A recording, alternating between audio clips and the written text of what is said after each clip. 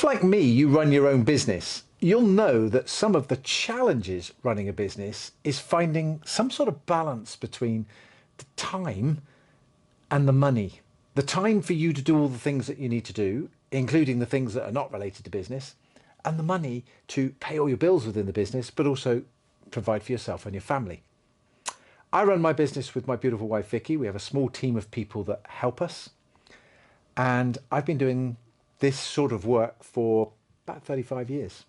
And in doing so, I have learnt lots of things about helping our clients run their own business, but also helping myself. And today I want to share with you my version of what I have learnt over the years that creates a bit more balance of this. And to illustrate that, this is how sometimes we feel a bit unhappy. And this is the large box of stuff that we have to do. And there's several ways we can unpack this. Firstly, is to figure out all of the things that you're doing over here, all of the people that you're connected to. So you might be connected to your customers, your staff, your suppliers, people trying to sell you stuff. And over here, you're going to be connected to the important people in your life, your family and your friends, and maybe your community if you're involved in a community of people as well. These are all people in your private world and these are all people in your business world. And that input of people can be overwhelming sometimes because there's one of you and there's many of them. And there are times where the many want your time. Dan Kennedy used to say that there is a conspiracy that people are out to steal your time. And it feels like that you can't get anything done because everybody wants a little piece of you. Particularly if you're in industries or trades where sometimes there's deadlines. We've got clients who head towards major trade shows, and up to the trade show time, it's all hell breaks loose because it's a busy time of year. The accounting industry is great at leaving everything to the last minute, and therefore December and January are very busy times of the year. That's just examples, but you will have these peaks and troughs. Some people will be busy because of the weather, so the summer might be good or the winter might be good, etc. So these peak times, they happen anyway. So you will find that there is a process where there is a natural peak and trough of things, and you've got to ride that wave when it happens, because sometimes that's actually what you have to do. You have to go to work, and therefore you'll get conflict information coming at you saying, hashtag team no sleep, get up and work harder and harder and harder as a business owner. And I get that. Sometimes you have to go to work. Sometimes you have to go, do you know what? I've got to do an all-nighter. Sometimes I've got to get this project finished. And that's it. I'm out for the weekend and I'm just going to be working. And that's okay, but it's not sustainable. And the reason I know this is because I've been there. When I started my career back in the late 1980s, I didn't have any work. I was made redundant and I found myself with no work and no income. So I had lots of time, but I had no money. But I also didn't have the knowledge and experience to run my own business. Never been self-employed before. I was still young, in my early 20s. I was like, yeah, major problem. So I went to learn from people around me who could help me, and I picked up my first customer and my second customer, and I kept chasing. The only thing I could do was exchange time for effort and put the effort in to make things running. Now, fast forward over a few years, I got the business up and running. I found myself a regular pile of clients. I started to employ people, and it felt like my journey was on an up because I was doing all the things that you're supposed to do in business. Employ people, take on more clients, open up an office. Later on, I was opening up a second office. It's like, yeah, this is all happening. But do you know what? The more that I took on, the more I expanded the business, the unhappier I got. Because what came with the expansion of the business was more stuff to do for more people. To the point where I'm 15, 20 years into running my business, and I'm probably the most unhappiest I've ever been, working longer hours than I've ever done. And there reached a moment where I'm like, I can't do this anymore. I'm getting older, and I'm realizing I'm getting unhealthier. My relationships around me aren't that great because I'm never there. And therefore, I had to look at what I was trying to do. Now, in my world back then, to give you some perspective, I had clients. I had over 450 clients. At one point, I think we had 11 or 12 members of staff to deal with. Suppliers, I had software companies. I was developing things with software and people in my network who were bringing me business in. Then on top of that, I had all the other stuff, the marketing and the sales and the admin and all that process. And whilst one of my team members was able to help me with that, great. The fact is, each one of these things brought in and of itself a job for me to do at some point. Even though I put the team in place and the software in place and the people in place, still came back to me. Why? Because the one thing that's attached to all of this is the responsibility. As I say to people, we can delegate the work, but we can't delegate the responsibility. If you're a business owner, you always have this sense of responsibility over things, and therefore you end up attached to it all. Now, I'm not telling you my story to be sort of boo-hoo and have some sympathy for me. I'm trying to tell you my story to say, what did I learn along the way? Well, I got to this level with 450 clients, 11 staff and all these suppliers around me because I went through this journey of peaks and troughs and busy periods and growth because I believed that's what I had to do. How did I believe that? Well, to get there, I was watching the people around me. I was watching my peers. I was watching other firms. I was listening to my friends, listening to some of the network of people I spoke to. I used to go to so many networking events back in the 1990s, sporting dinners and different events and lunches and just good old-fashioned networking.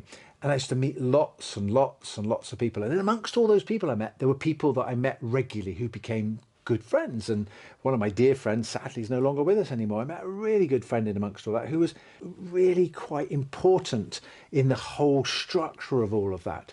And that's how the networking works. But all I could do was watch what they were doing and see what they're doing. And this is the challenge that business owners have. Well, I can only do that because the guy down the road does. I can only price my services or my products at that because that's what everybody else prices. And the classic, how much you're going to charge for your thing? Well, I see what they're doing down the road, so I'm going to go in a bit cheaper. It's business suicide, those sorts of decisions, but yet a lot of people do it. Not everybody, a lot of people do that. They see the price down the road, they see what somebody else is doing, and they go, well, if I do it a bit cheaper, I'll win some business. You're absolutely right. You will win business. You will win business if you are cheaper. It doesn't mean to say it's going to be profitable. It doesn't mean to say you're going to be happy, because that's essentially what I did. I picked up 450 clients. There was a point where, I remember it, where we were literally, on average, picking up a client a day. I was out on the road networking, seeing people, and I've been doing it for quite some time. I got some momentum up, and we were picking up one client, two clients, then we'd have two that day and none that day. But on average, for a period of a couple of weeks, it was like, we've picked up 20 clients this month. That was huge in terms of the growth of the business. But of course I was cheaper than the guy down the road. Every time somebody came to me and said, can you do? I went, yeah. What did you pay for your previous guy? This much. Well, we'll do it for a bit cheaper. Well, you're signed up. Didn't need to do it cheaper, but that's what I was taught, either directly or indirectly. And all of this pressure of driving the business and being a little bit cheaper led to a point where mentally I was done. I couldn't do any more. And when we get to that point where we're absolutely busted in our head about running our business, one of two things can happen. Either A, you've got to take a break and go and recharge your batteries and start again. People call that a holiday. And I've learned since that you should never get to a holiday and then spend the week or the 2 weeks recovering. What you should be doing is getting to your holiday excited for your holiday and use the holiday to fuel the next period of growth in your business so that you use it to energize yourself rather than recovery. It's a very subtle difference, but it's a massive difference. If you turn up to your holiday ready for your holiday with energy and you have a great energized holiday, obviously the family appreciate that because you're properly present, and then you can go back to work ready to go again and you make things happen. But some people will literally use the holiday to recover from this massive overload. Right, so how do we fix this? Well, first things first, imagine that your business was a racing car. I'll see if I can draw a racing car for you. There we go. It's not a very good racing car, but anyway, nevertheless, it's a racing car. Okay? And your racing car is ready to go into the race with its engine and its fuel and its tyres and all the rest of it. And it looks like your business today. How well are you going to perform? If you take a little step back, you might go, it's going to struggle. Need to pump the tyres up. Need to change the fuel. Need to lighten the load. Need to streamline it. And there was I think it was the 2012 Olympics, the UK cycling team. Prior to the Olympics, the coach came in and said, we're going to strip everything down that's in the cycle world. We're going to take the bike apart. We're going to see if we can improve each component. We can take the front wheel bearing, see if we can make that better. Take the saddle, see if we can streamline that, the handlebars, see if we can make the pedals just 1%, 1 degree better. And if we take all the component parts of the bike, individually make them better, when we put it back together, we'll have a faster machine. Well, they did. And they then, as well as, took the cyclist, not apart literally, but actually looked at the cyclist from their diet to their exercise, to their muscle mass, to their sleep, even right down to the pillows and the bedding that they were sleeping on, to give them maximum sleep capacity for maximum performance to be able to power the bicycle. And as a result, I think the UK cycling team won more medals in that year than probably all the years added together prior to that. So the model is what I'm saying here that we need to do with our business. This is what I did with mine. I looked at what I was doing and I went, okay, stop. I understood, what is all this stuff I'm doing? And one of the little phrases that came out of it for me was DOA, which you might think dead on arrival. Sometimes can feel like that, but it isn't. It's what can I delegate, what can I outsource, and what can I automate?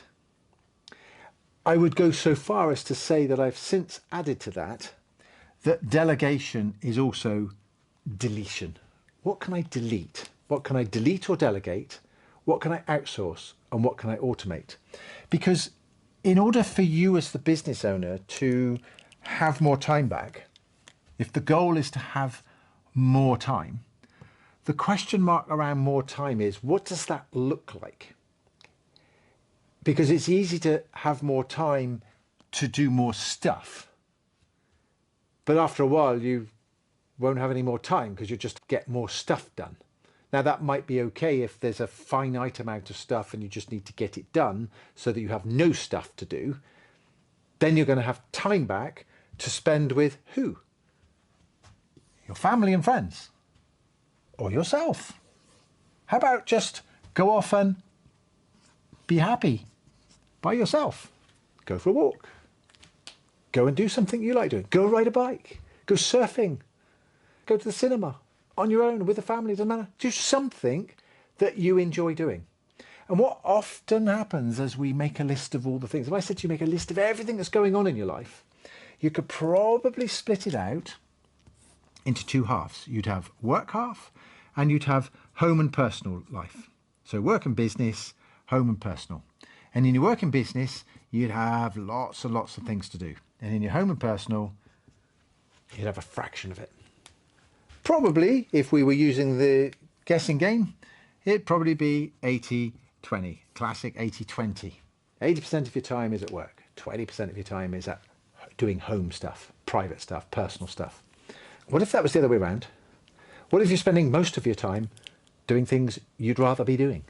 The home stuff, the personal stuff, the days off. Well, this starts with unpacking everything that you're doing, working out how you can delegate, outsource, automate and delete, working out also what you do with your time. Conversations I have with our clients sometimes, show me your calendar. If you're not running your calendar on a digital calendar like a Google Calendar or a Microsoft Calendar, you're missing out. You should be able to run your calendar and have it available on your phone whenever you want to have your calendar available. Now, in doing so, we can see the calendar, it's available. Not only is it available for me, it's available for Vicki, it's available for my team. It's also available to my clients to book in. In other words, there are slots in my calendar that I block out and I go, that's the slots for clients. Then if somebody contacts me who's not a client and says, hey, can I speak to you? You go, yeah, sure. I'm available Wednesday afternoon between 3 and 5. Pick that slot. I can't do Wednesday between 3 and 5. Okay. But I need to speak to you. Sure. Wednesday 3 or 5, between 3 and 5, or next Wednesday between 3 and 5. I'll take next Wednesday. Great. The danger is that when you offer somebody a slot, you can't do the slot they want. So you buckle and go, oh, well, I'll change it. All right, I'll squeeze it in tonight at 7 o'clock tonight. Call me later. And worse still, you don't even have a calendar system. You just give people your phone number, give people your WhatsApp, give people your access to your DMs in any of your social media channels. You're sitting on your phone, constantly information coming at you, people wanting your time. So you've got to figure out how we control that and stop that from happening. So as I learned along the way, in order for me to take back control of my time, I had to control my calendar. And the first thing that I did is I sat down with my team and I said, okay, no more got a minutes, no more open door policy, no more as I walk through the office, grab me for a quick question. The question may be quick, the answer probably isn't, because you are bright, intelligent people and you will only ever give me the hardest question of the day. And therefore the answer will require time and energy to give you the right answer. So there's no such thing as a quick question. If you've got good people around you, they should be able to answer all their questions. And therefore, if they can't answer the question, it's a toughie, and that's going to require time and energy. So therefore, from here on out, we will only have appointments with you and me. If you want to speak to me, here is my calendar. I will give you access to big chunks of my calendar where you will have priority over anybody else. What we've done as that system has evolved is we now have a regular time slot in the calendar. So one of my team we speak to on, I was just about to say every Friday. We recently changed that. We speak to them once a month on a Friday for an hour. And the other team member I now speak to once a week on a Wednesday. The Wednesday one has lots more smaller, complex jobs that needs help with, whereas the person I speak to on a Friday has bigger projects I need to catch up from time to time. Now, sometimes we jump in and have a call in between on particular projects, but agreed with us within the time frame to do that. The rest of the time, if they need to communicate to me, they have a direct chat line to me. We use Google Chat, but you can use whatever you want, Slack or whatever, as a dedicated platform to communicate. Now, clients and people around us don't use the chat system. They're not allowed to use the chat system to chat to me. They come another way. So we separate the communication. Therefore, that means if I see Google Chat pop up, I know it's only the team. And therefore, my brain automatically processes what it's likely to be, what the communication's like to be. And within that communication with the team, there's a lot of emojis and a lot of short one-word answers and thumbs up and all the rest of it, because that's what that communication is for.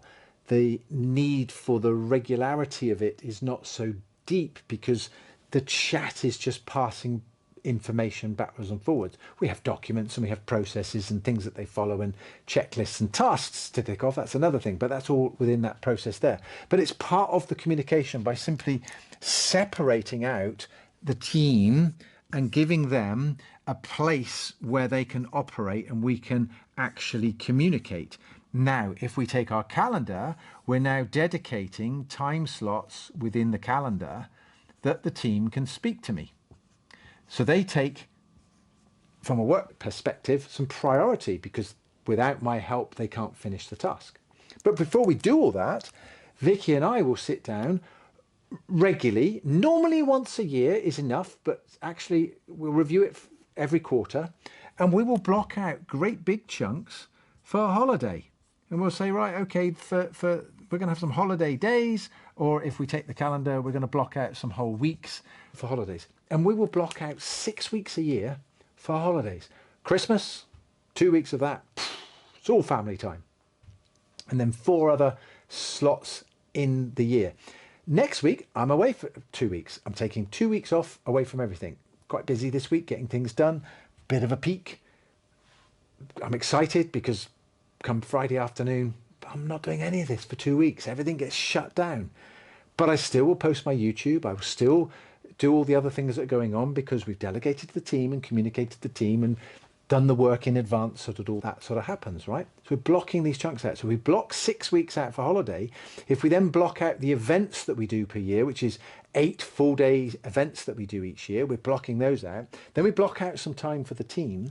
Then what we do is I look at my calendar and I say, well, I know I've got some things to do. That's what I'm treading on, things to do. So maybe what I also need to do is block out specific days in the week to get just my tasks done, or specific half days in the week to get my tasks done. And actually, on Friday, do you know what? I'm going to hell with Friday. I don't ever work on a Friday. I don't work on a Friday. I don't work on a Saturday. I don't work on a Sunday. Okay. Now, that means that when I land on a Friday, everything should be done. Is it? Sometimes it's not. Sometimes there's a couple of emails I need to send. Sometimes there's a little bit of tidying up to do, a report to send to the client. Or sometimes I'll use Friday to go and learn something. Maybe I'm developing something. We're doing some AI stuff at the moment. We're looking at AI agents and stuff. So I got to learn. So on Friday, I'll spend some time learning. But this is the other thing that happens. Watering holes. Where do you sit? Where do you stand? Where do you work? I've got different places for doing different things. Here in my little studio for recording YouTubes, I've got a desk over there. It's a standing desk. I do a lot of my work at the standing desk. I've got another desk over here, a small desk with a chair on it. And occasionally I will pick my laptop up, pop it on this desk, and I will come and sit at this desk to do other types of work. Sometimes I'll pick my laptop up and I'll go and sit in the house, and I'll go and sit in the garden room, and I'll sit quietly there because it's more comfortable, maybe in a more comfortable chair, or just sitting at the table with different lighting and stuff. Sometimes I pick my laptop up and go elsewhere.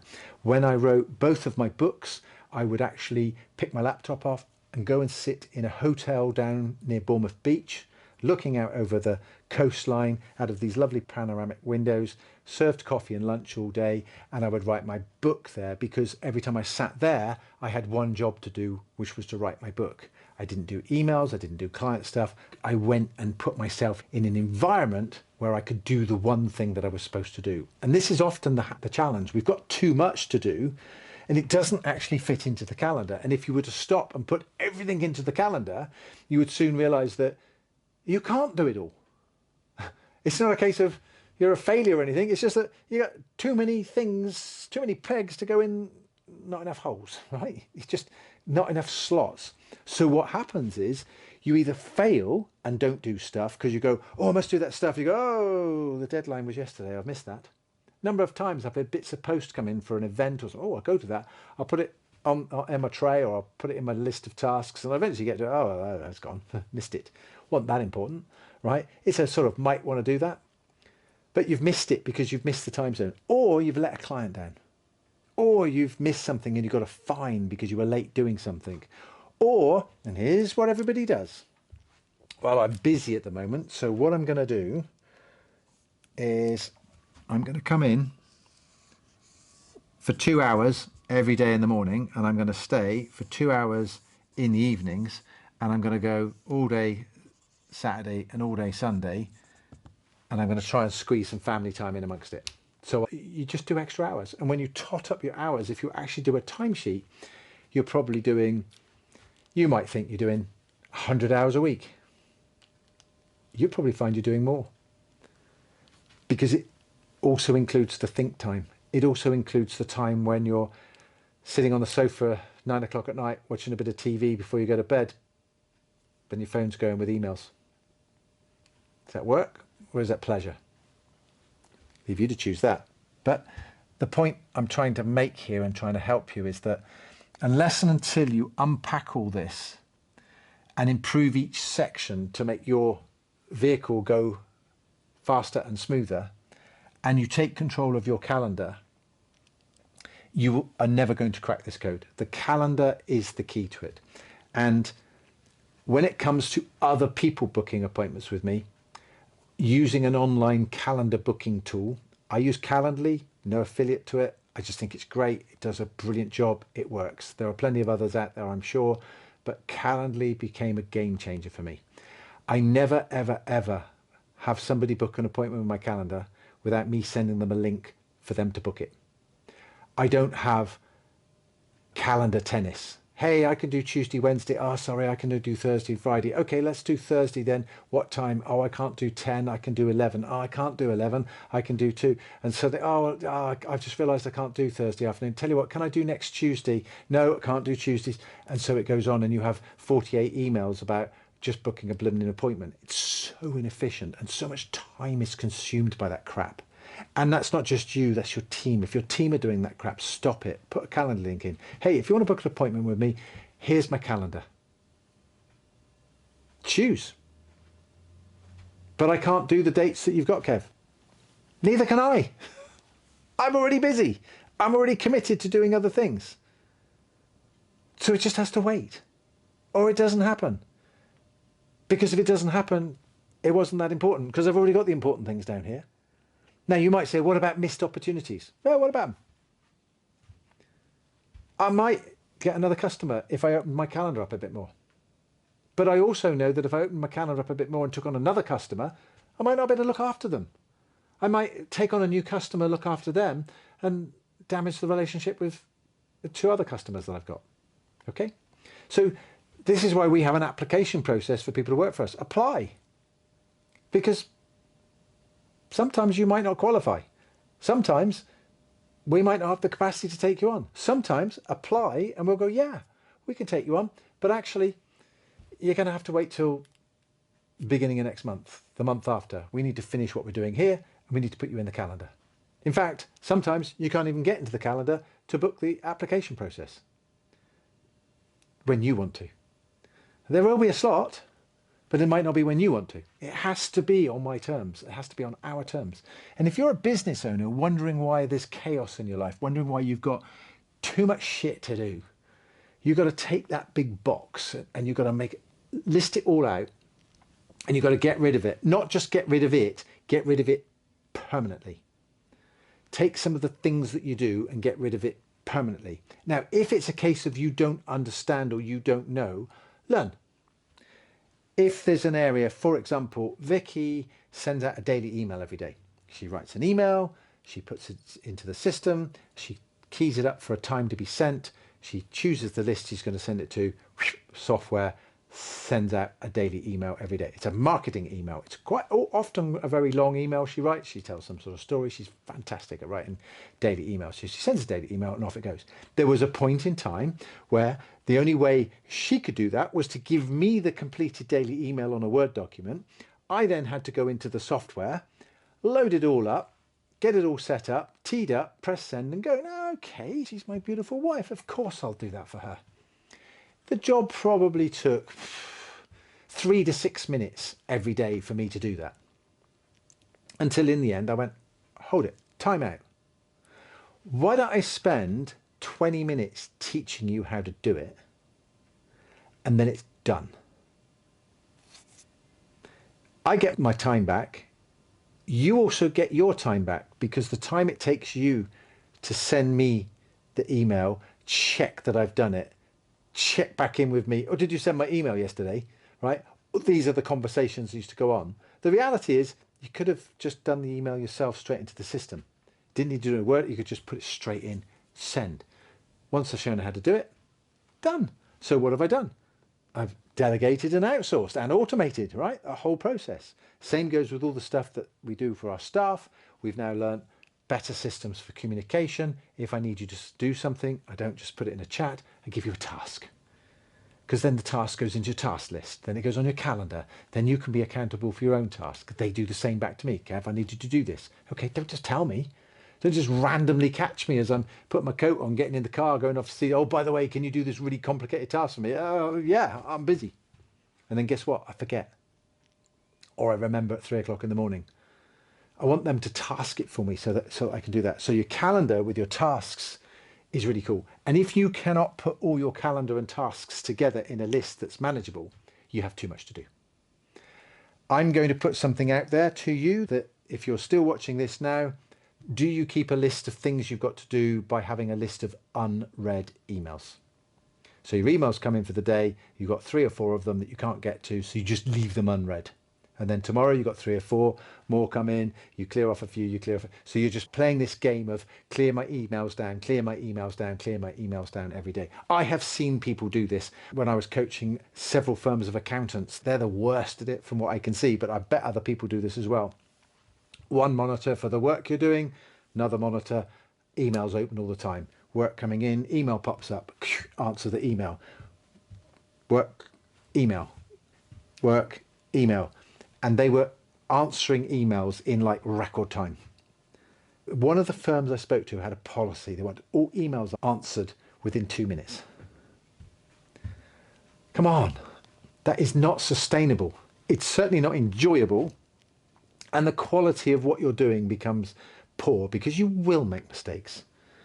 And all you're doing is just sending more and more emails. What I figured out, this might be something worth the test. Stop sending emails. Literally, just send emails at one time spot per day. How do you do that? Well, you do your emails and you schedule send. So you schedule all your emails to be sent tomorrow morning at 12 midday. Think about the recipient. They arrive at their desk, they switch their computer on, in comes all your emails. Oh, I thought I had stuff to do today. Send it at 12 o'clock when they've got into the day. Send your emails at 12 midday to everybody. You can write them whenever you want to, but send them as 12 o'clock. What will happen is your email inbox will slow down. Because when you send it at 12, you watch. Between 12 and half past, you'll get replies to most of those. You might send a reply back straight away. You'll get another reply. You send a reply back. And by the end of the afternoon, your email that went out at 12 and you've replied, you've had 6 and 7, 8 emails backwards and forwards by the end of the day. Don't. Just send it tomorrow. Email is electronic mail. Mail is in the post. Currently, if you stick a letter in the letterbox, it might take 2 days to get to somebody's desk. It might take another week before they reply. That's how it used to happen before emails. That's how I started out back then. And the weird thing about this, is when I started out, we didn't have computers. It was all done manually and I was busy. But the more I brought the computers in, the more I brought the technology in, the more work I ended up. I thought computers were supposed to take away the work. Until I had an aha moment when I went, they are. So that if you build in the delete, the outsource and the automation, and the delegate, if you bring that into your setup, you'll get to a point where you can actually see clear time zones where you go, I've got nothing to do on Friday. Great. Get out of here. Different watering hole, different desk. Go to a different place. Book yourself in for all your kids' activities, your football matches, whatever the children need of you, your grandchildren need of you, your wife needs of you, your husband needs of you, your partner, whoever in your family is important to you, get them to tell you what is coming up. Vicki and I today, everything goes in the calendar. Grandkids are coming, great, it's in the calendar, copied you in, great, brilliant. We're going out to dinner tomorrow night, great, put it in the calendar. We're going to the theatre in a couple of weeks' time, great, put it in the calendar. Put the train tickets in, put the travel time in. And here's the biggie. In amongst all of this, put some recovery time. Recovery. We need to recover sometimes from the activities we do. Recently, we had some family members came and stayed with us for an overnight stay. The day after, it was Mother's Day, so Vicki got invited, obviously me as well, but we got invited down to our other children. Big family gathering, grandkids, I don't know how many of them were there, a dozen or so of us there, big dinner, lovely, great. And then the next day I had to go and spend the day with some clients. Next day, Vic and I had another meeting with other clients. We had a hot seat day here. We had a week from Friday to Friday where every day we were peopling with lots of different things going on. Some of it quite heavy stuff. Family stuff, not so heavy, obviously, but some of the client stuff we were doing heavy. And we got to the end of that week and it was like, what is the matter with us? We needed to recover. So the weekend was blocked out for recovery time. What does that mean for us? Recovery time, no people. Nobody. Sometimes Vicki goes for recovery time and she will go for a little retreat and she'll just go and stay. We've got an annex and she stays in the annex for 2 days just to get away from everything, including me. And of course, I get away from her, not in a bad way because we need to get away from each other, but just in a, actually, there's so much noise going on. So many people we're looking after and helping and supporting and communication, because the number of people that we speak to now is even more. We don't have quite as many staff, but the number of clients we speak to and the people we speak to is continually growing and continually adding. Our business continues to turn and grow every single year with more people coming to it, events we're doing, group events. Preparation for that is big. We don't just rock up and go, let's make it up as we go, although it seems like that sometimes, but no, there's a lot of preparation in all of this, a lot of things that go on, a lot of responsibilities. And in doing so, what we need to do is we need to make sure we are recovering and looking after ourselves. So I can tell you along my journey, I've got to that point where time and money is well balanced. We've got enough money to do the things we want, always want a bit more. And we've got enough time to do all the things that we need to do. And again, always looking for a bit more time. Therefore, as I get a little bit older, I see my career continuing to grow and continuing the business to grow, but actually the time input will be less. Instead of working 4 days a week, we'll get it down to 3 days a week.